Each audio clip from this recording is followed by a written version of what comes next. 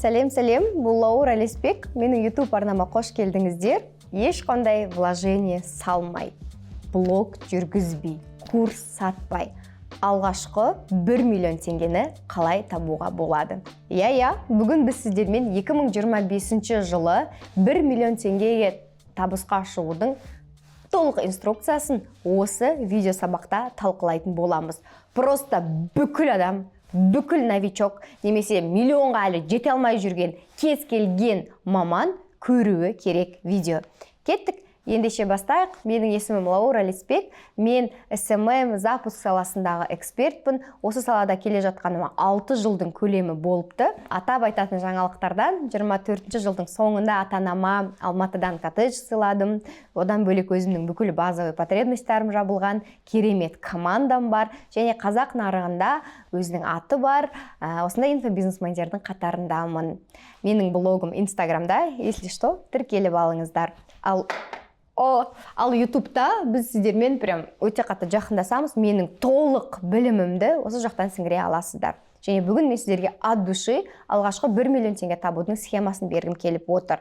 Видео соңына дейін көрсеңіз, мен сіздің қолыңызға 2025 жылы 1 миллион теңге табуға болатын инструкцияны толығымен сызып беремін. Стратегияңыз дайын болады.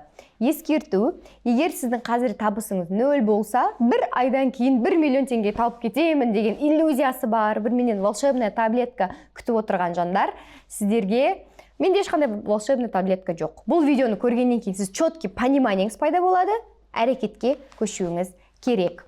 1 миллионға қадам-қадаммен жетеміз. Сразу 1 миллионға 100 мыңнан кейін секіріп кету деген историялар, ол көбінесе крахқа алып келетін историялар. Олай болған күннің өзінде, сен бір айда бір чудом 1 миллион теңге табуың мүмкін, но 2-ші, 3-ші, 5-ші айларда сол нәтижені қайталай алмайсың. Ол бізге керек па? Меніңше керек емес. Бізге стабильно миллион табыс керек. Біз осы инструкцияны бүгін талқылайтын боламыз. 100 мың, 250 мың, 500 мың, 750 мың, тек содан кейін 1 миллионға жету менің өзімнің стратегиям. Менің өзім 5 жылдың ішінде табысымды дәл солай, ең алғашқы проектім 70 мың теңгеден басталған SMM, 70 мыңнан 2024 жылы 240 миллион оборотқа жетіп отырмыз. Осы дәреже осындай 70 мыңнан басталған болатын. Бұл 5 жылдағы көрсеткіш, мүлдем тоқтамай жұмыс жасағанның нәтижесі. Алғашқы миллион табудың жалпы негізі 5 қадамы болады. Сол 5 қадамды қазір біртіндеп айтып өткім келіп тұр. Бірінші қадам ол бизнес модельге анализ жасау. Екінші қадам өз бизнес моделіңді таңдау. Үшінші қадам навык қалыптастыру. Төртінші қадам сол навыктарыңды сату. Бесінші қадам ол продажаларыңды масштабировать ету. Ал енді давайте каждыйына жеке-жеке тоқталайық. Бизнес модель дегеніміз не? Жалпы бизнес модельге анализ жасау деген ол сенің қазір айналысайын деп отырған ісің, ол бір товарный бизнес бола ма, ол бір мамандық бола ма, любой бизнес ол бизнес модельге жатады. Ол сенің жағдайыңда, сенің миың жете алған, сенің мүмкіндіктерін көре алған модель. Енді ол қаншалықты актуально болады, қаншалықты трендте болады, сенің оған қаншалықты қаражатың жетеді, осының бәрін анализировать ету, ол бизнес модельге анализ деп аталады. Сосын сол бизнес модельді таңдау, яғни нақты осымен айналысамын деген шешімді қабылдайсың. Сосын сол бизнесті іске асыру үшін саған қандай навыктар керек? Осыны меңгереміз. Ол, мысалға, егер сен SMM маманы болғың келсе, сен әрине SMM-мен мықты біліміңді дамытуың керек. Hard skill мен soft skill'ы дамыту керек. Бұл навыктарға жатады. Сол навыктарыңды сату, енді адамдарға пайдалы болу, содан өзіңді табыс табу. Сосын сол тапқан табысыңды енді масштабировать етіп, көп адамға пайдалы болу деп қысқа нұсқа түсіндіретін едім. Жалпы, жылына 100 бизнес ашылса, неге соның 5-еуі ғана 5% ғана рынокта қалады, жақсы өзінің клиенттерін табады, ал қалған 95% неге алғашқы 3 жылда бизнестер жабылып кетеді? Осындай сұрақ сізде болған ба? Бұл кәдімгі статистика екен, ойланып қараңызшы. 100% бизнестің 95% жабылады. Себебі неге? Оборот жоқ, клиент жоқ. Жүргізе алмады ол бизнесті. Бизнес модельді өз деңгейіне сай таңдамау деп те айтуға болады мұны. Мысалға, новичок товарный бизнесті бастайды делік. Ол товарный бизнесті бастау үшін не керек? Шынайы картинада қарайық. Товарға салатын ақша, рекламаға ақша, доставкасына, упаковкасына ақша, ол білімді алу керек.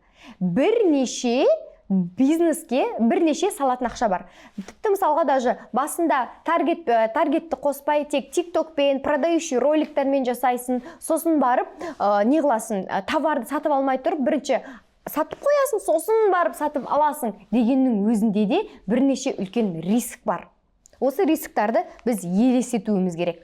Товарный бизнес бастаған адамның басындағы идеальная картина енді қандай болады, Ол барахолкадан барып 200-300 мыңға закуп жасаймын, бірге бір қосып Instagram, TikTokпен сатып жіберем. Немесе жоқ товарды бірінші Instagram, TikTokта сатамын, сосын барып ала қоямын дейді. Бұл жерде ішкі кухнясы өте терең, сіз ойлағаннан да әлде қайда. Ол жерде доставкасы бар, ол жерде сіз бірден үлкен сумаға, масштабқа сата аласыз ба? Егер 1 штук сататын болсаңыз, 5 штук сататын болсаңыз мысалға, 5 штук қаншалықты сізге оптовый бағамен береді? Оның үстіне сіз қаншалықты қымбат қойып сата аласыз дегенде сұрақта. Себебі сізден бөлек қазір қандай үлкен маркетплейстер бар, өте үлкен қазіргі кездегі сіздің конкуренттеріңіз пайда болды да. Адам ол ақымақ емес, ол қазір бір көрген товарын Wildberries'тан да көреді, Каспийдан да көреді, сізден де көреді да. Сізден сатып алу оған невыгодно болса, сізде бағасын сіз бірме-бір өсіріп қоятын болсаңыз, Каспийде әлдеқайда төмен болатын болса, ол міндетті түрде Каспийді таңдап кетеді да.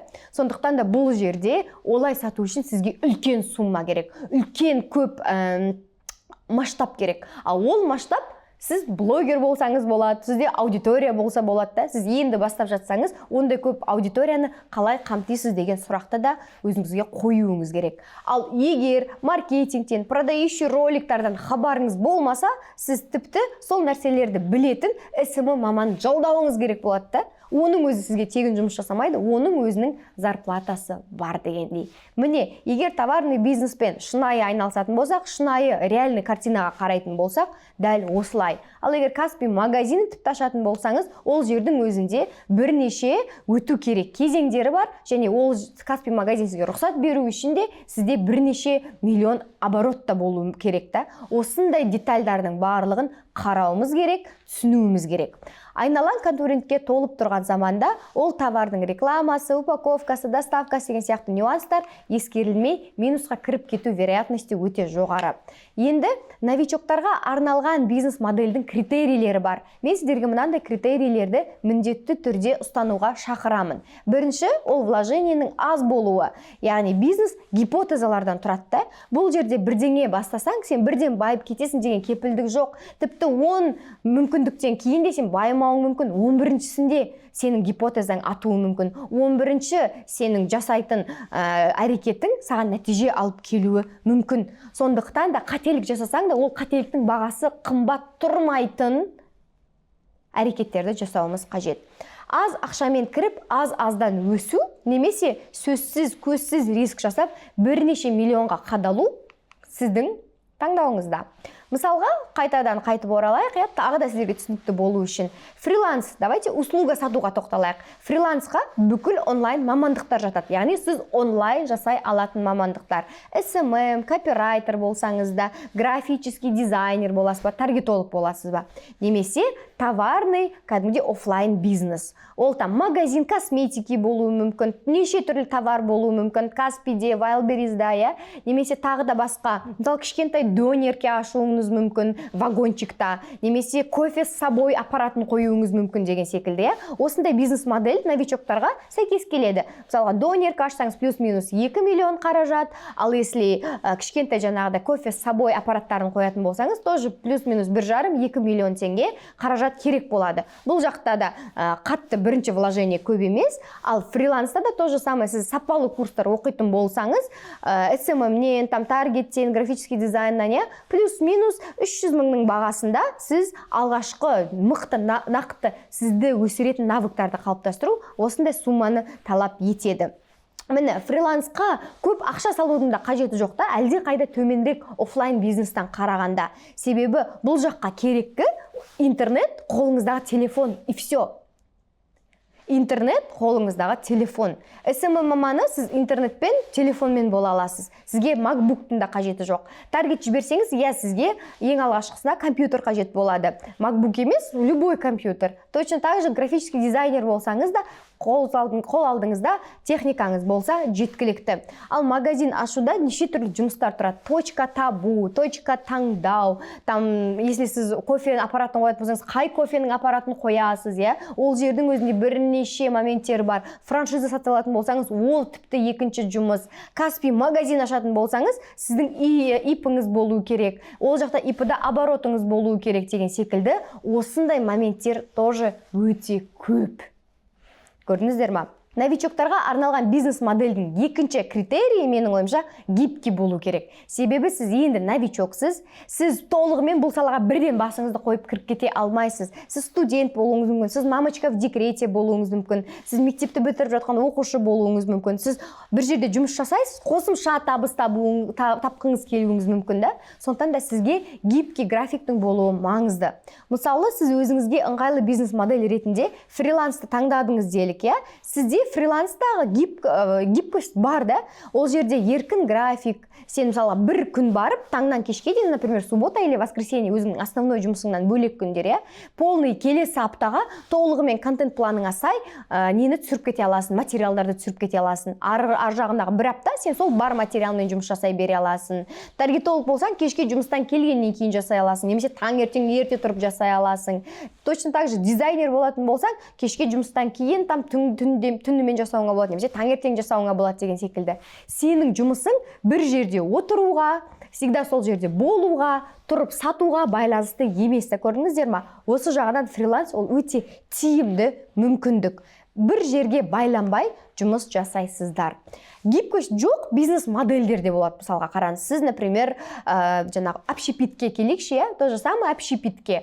Сіз мысалы кішігірім донерка ашып жатырсыз. 2 миллион, 3 миллион теңге вложениемен делік, хорошо. 2 миллион, 3 миллион теңге сізге келді, таптыңыз, или күйеуіңіз берді, или күйеуіңіз бірге жасайық деді, И ол жерде клиенттерге сіздер меню құрастырасыздар, аспазы бар, күнделікті келіп тұратын сіздерге свежий овощи, жаңағыдай бүкіл ингредиенттері бар, оны сатылымы бар. Сіз ол өзіңіздің ашқан бизнесіңізді Инстаграмда, ТикТокта бүкіл жерде жарнамалауыңыз керек. Ол үшін де қабілетіңіз болса, өзіңіз жасайсыз, қабілетіңіз болмаса, SMM маманның көмегіне жүгінесіз деген секілді, Көрдіңіз ба? Сіздер толығымен осы процесстесіздер.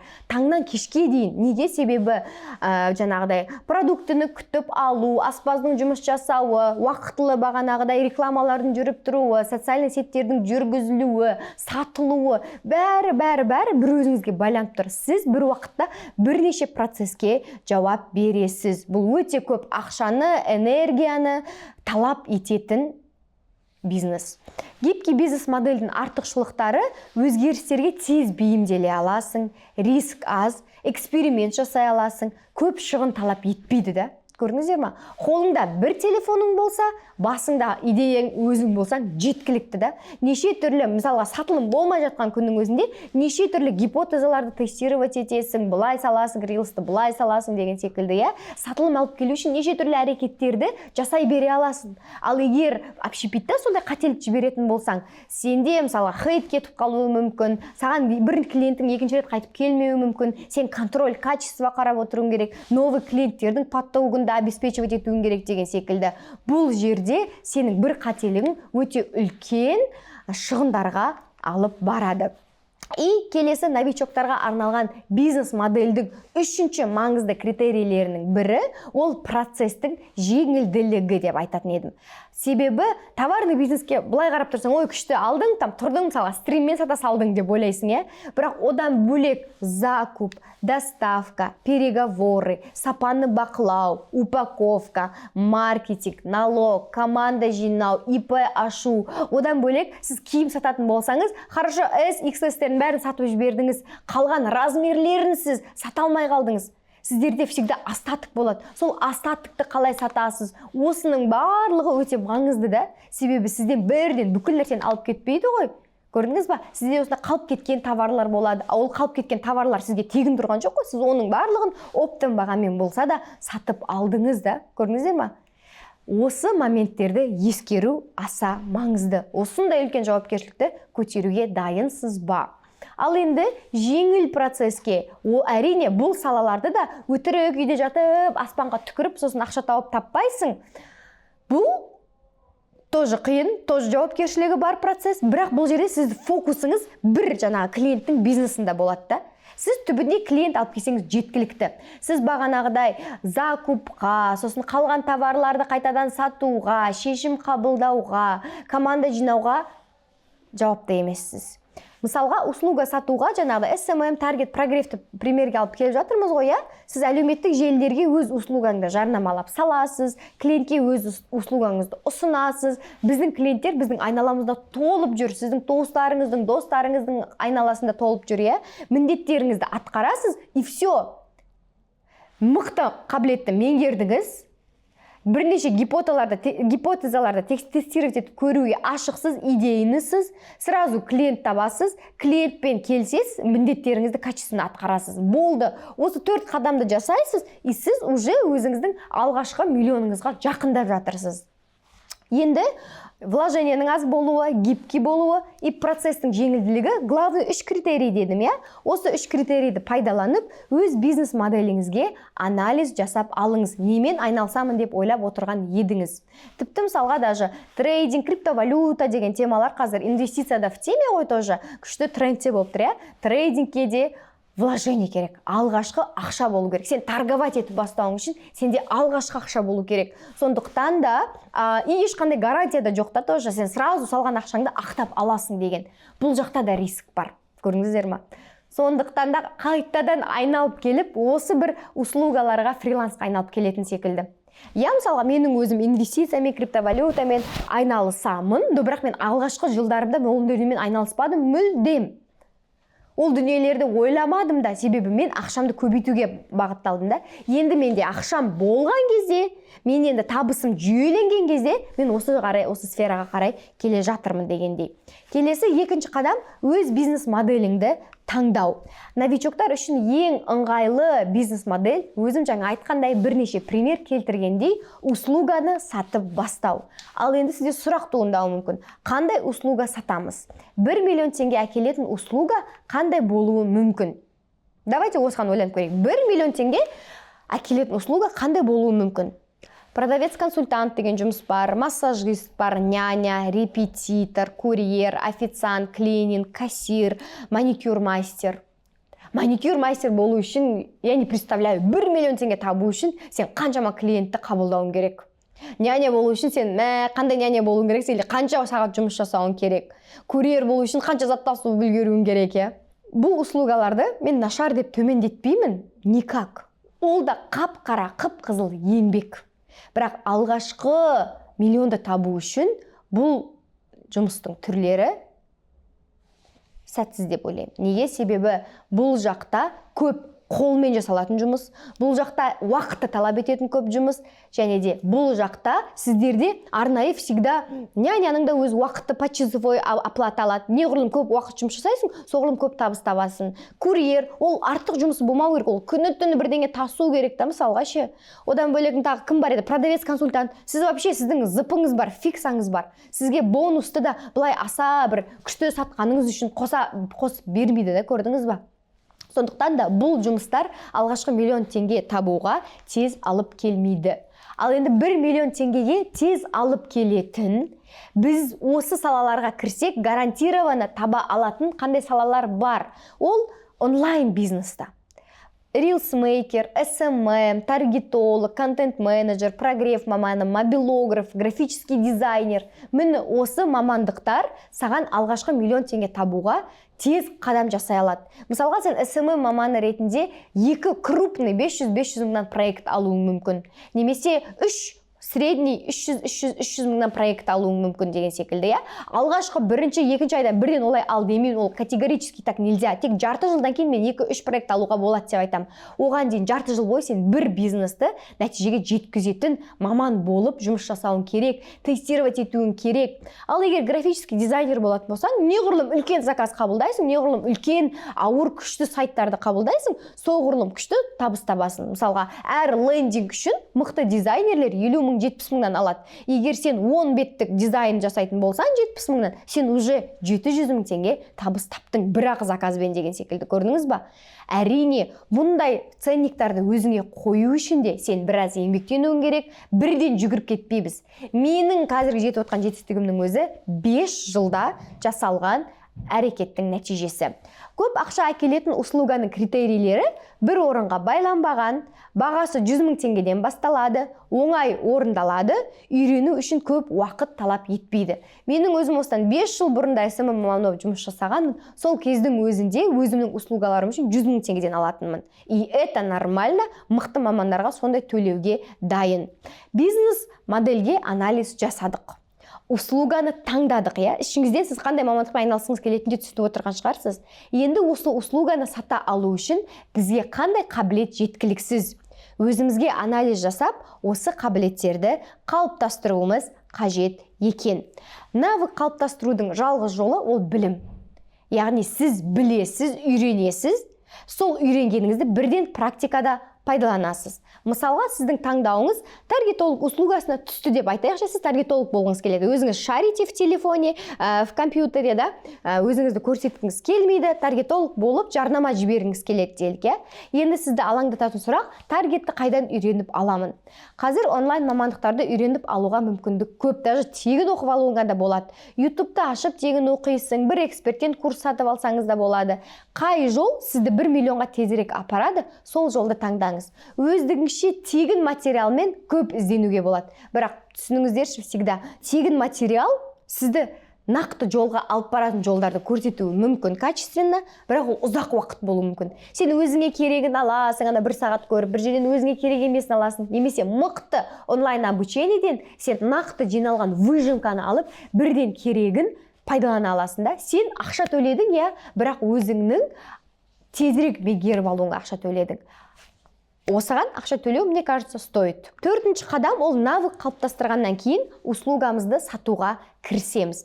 Яғни сіз обучениені өттіңіз осы жерде, мысалға 300 мың теңгеге, мысалға көбінесе қазір, например, даже менің обучениемде біз таргетті ішіне қосамыз. Мықты спикерлерді шақырамыз да, чтобы адам таргетті бөлек, контент менеджерлікті бөлек, мобилографияны бөлек, прогресті бөлек меңгергенін мен қаламаймын.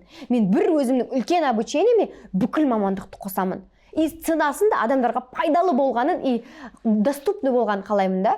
Себебі сапаға баға сай болу керек.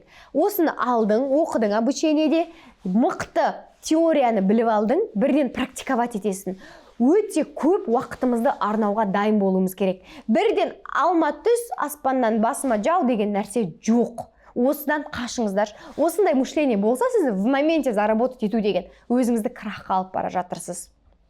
Мықты теориялық білім аламыз, сосын практикада практиковать етеміз, енді практиковать еткеннен кейін біз жайлап сатуға кірісеміз. Қалай қымбатқа сатамыз? Клиенттерді қандай ұсыныспен шығамыз? Қалай міне миллион теңге табамыз дегеннің ключевой жеріне келдік. Енді услуганы сатудың 4 деңгейі болады. Бизнесіңізге таргет настройка жасап беремін деп айтсаңыз болады. Сөйтіп барлығына жазып шықсаңыз болады. Маған сөйтіп жазады адамдар, ойбай. Сәлеметсіз бе, Лаура Леспек, сіздің парақшаңызды зерттедім. Сіз өте керемет жүргізесіз. Мен сізге давайте сіздің бизнесіңізді таргет настройка жасап берейін деп. Я такая, рахмет, керемет. Все, сразу ондай варианттар отпадает. Баннерная слепота.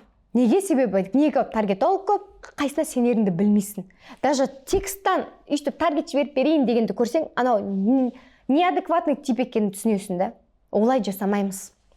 Келесі былай ұсыныс тастауға болады. Таргетті подключ жасаймын, креативтерден бастап аналитикаға дейін бағасы 300 мың теңге деп тастауға болады. О, күшті. Креативті де жасайды екен, аналитиканы да жасайды екен, күшті 300 мың деп ойланасың. Но одан сочный ұсыныс тастауға болады. Таргетті подключ жасаймыз, креативтерден бастап аналитикаға дейін, креативтер өзімізден, дизайнер өзімде бар. Бағасы 300 мың теңге, бір аптада 100 заявка түсіремін, и 100 заявка түсетін болса, 100 мың теңге бонус аламын.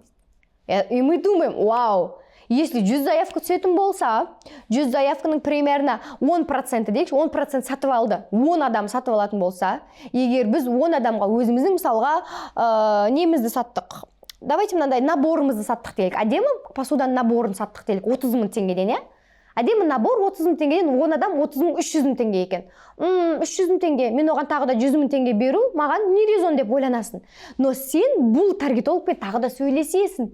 Сенің товарыңның средний чегіне, сатып жатқан нәрсеге байланысты қызығасың. И ары қарай екеуің бірге бір ортақ шешімге келе аласың. Егер сен қымбат мысалға 150 мыңдық услуга сататын болса, например, 150 мыңдық услуга сататын болсаңдар, то 150 мыңға 10 адам сата алса, сен 1,5 миллион теңге таптың.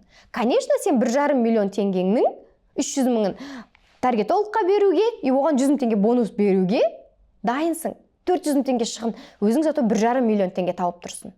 Көрдіңіздер ма? Осылай адам сенің оған тастап жатқан ұсынысың предпринимательге ыңғайлы, миға қонымды болу керек. Тек саған ғана пайдалы емес. Таргет жіберіп берем, 300 мың теңге аламын десе, кетші айналайын дейсің да. Бұдан кішірек ұсыныс бар. Ол қандай ұсыныс? Тыңдаңыздар. Таргетті подключ жасаймыз, креативтерден бастап аналитикаға дейін, түскен заявкаларды обработать етеміз, продажаның 30%-ін аламыз дейді. Это вообще таргетологта сонда өзінде дизайнері бар, өзінің қасында менеджері, отдел продажы бар да. Күшті ғой, сенің бизнесіңді өзі рекламалап отыр, өзі дизайнын жасап отыр, и өзі сатып отыр. Айналайын мә дейсің ғой. Қарашы, сен например, жаңағыдай 1,5 миллион теңге қайтадан сол 150 мың теңгелік бір дүниеге қайтадан оралайық. 10 адамға 150 мың теңгеден олар сатты, 1,5 миллион теңге. Енді оны сен ешқайсысын сатқан да жоқсың. Сенің жасайтын жұмысың 150 мың теңгелік бағанағы курс болса курсты беру, товар болса товарды жеткізіп беру. Болды. Өзі сатып жатыр, өзі жарнамасын жасап жатыр. Оларға 150 мысалға 1,5 миллионның 30% 450 мың теңгені беру, и 300 мың теңге таргетке беру қанша болды? 450, 300, 750 мың теңге. 750 мың қалай? Сен 1,5 миллион общий оборот болса, 750 мың саған, 750 мың оған. И при этом сен дым жасамадың. Классно же? Классно. Мен мысалы ойланып мынандай приложениеге. Осылай біз қандай услуга ұсынсақ та клиентке де тиімді, клиентке жағымды результатты сата алуымыз керек. Клиентке өз услугаңды қымбатқа сатудың құпиясы осыда. Ол результатты сату. Таргет настроить етіп беремін деген ұсыныстың құны 100 мың теңге болуы мүмкін. Таргет галочка үшін настроить етіп беремін деген. Ал таргет арқылы продажаңды арттырамын деген ұсыныс 1 миллион теңге табыс алып келе алады.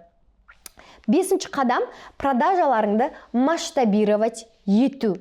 Яғни масштабқа шығу ол жалғыз әрекет ету емес. Бағанағыдай сен жалғыз әрекет етіп табуыңа болады еще плюс-минус 700 мың миллион теңге деген секілді. Өзің бір сайтты настроить етіп, или 2 проектті өзің жасап, но сен уже SMM маманы болсаң, мысалға сен 3 проект, 4 проектті өзің жасай алмайсың. Ты просто разорвешься. И качественно жұмыс жасай алмай қаласың сен. Сол үшін саған уже өзіңнің астыңа көмекші керек, ассистент керек, сторисмейкер керек деген секілді сен жалғыз емес, уже команда құрып бастайсың. Өзің жаңағыда SMM агентствоңды жасайсың деген секілді, И масштабқа шығу үшін, продажаларды көбейту үшін, команда, уже саған көбірек проект келу үшін кішігірім репутацияң мықты болу керек. Өзіңнің кішігірім болса да блогыңды жүргізіп, жеке брендіңді дамытуың керек. Біраз уақыт жиналған опытың қажет, және де қаржы керек.